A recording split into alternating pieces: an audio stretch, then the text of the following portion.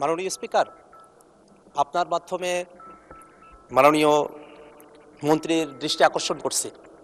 আমরা যারা প্রত্যন্ত গ্রামাঞ্চল থেকে নির্বাচিত হয়েছি, আমরা আমাদের গ্রামের মানুষদেরকে সাথে নিয়ে আমরা যোগাযোগ ব্যবস্থার দুরবস্থার কারণে আমরা অত্যন্ত ভোগান্তির শিকার।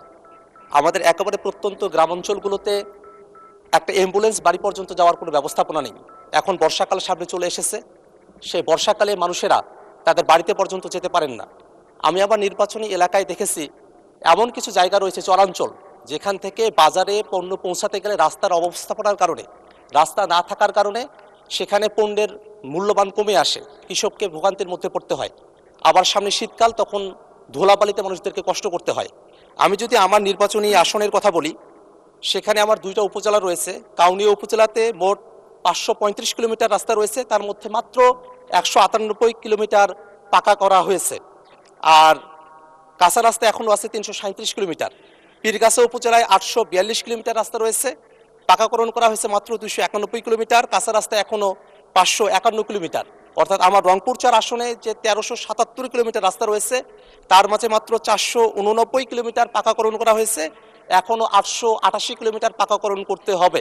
এর বাইরেও, জরিপের বাইরেও আরও 1000 কিলোমিটারের উপরে রাস্তা রয়েছে। আমার জানতে চাওয়ার বিষয় হলো যে সরকার বিভিন্ন সময়ে অনেক মেগা প্রকল্প গ্রহণ করে থাকে, যে মেগা প্রকল্পগুলোর মধ্য থেকে দেশ এগিয়ে যায়। আমাদের মাননীয় মন্ত্রী মহোদয় এবং আমাদের সরকার, তারা কি এবার আমাদের স্থানীয় পর্যায়ে যাতে যোগাযোগ ব্যবস্থার উন্নতিটা সঠিকভাবে হয়, মানুষেরা যাতে তাদের বাড়ি পর্যন্ত অ্যাম্বুলেন্সটা অন্তত নিয়ে যেতে পারে, সহজে যাতে যাতায়াতটা করতে পারে, সে কারণে রুটিন পাকাকরণ কার্যক্রমের অতিরিক্ত হিসেবে পাকাকরণের জন্য মেগা প্রকল্প গ্রহণ করবে কিনা, সেই ব্যাপারে আপনার মাধ্যমে মাননীয় মন্ত্রীর দৃষ্টি আকর্ষণ করছি। ধন্যবাদ মাননীয় সদস্য। মাননীয় মন্ত্রী। নগদ নিয়ে এলো হার না মানা হার অফার।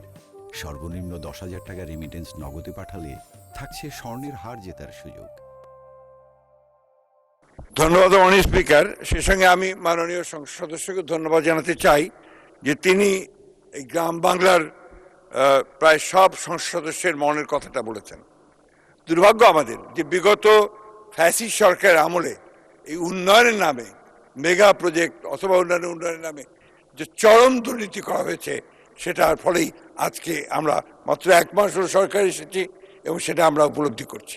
এবং দুর্ভাগ্যক্রমে বিগত অন্তর্বর্তীকালীন সরকার আমলেও যারা দায়িত্বে ছিলেন, তারা নিজ নিজ এলাকায় ফান্ড নিয়ে চলে গেছেন, কিন্তু বিশেষ করে উত্তরাঞ্চলের অঞ্চলগুলোতে এই রাস্তাঘাটগুলো একেবারেই আপনার নেগলেক্টেড থেকে গেছে।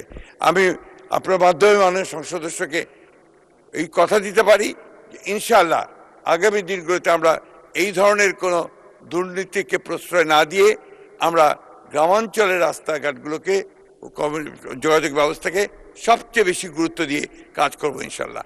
মাননীয় স্পিকার, ধন্যবাদ। ধন্যবাদ মাননীয় মন্ত্রী।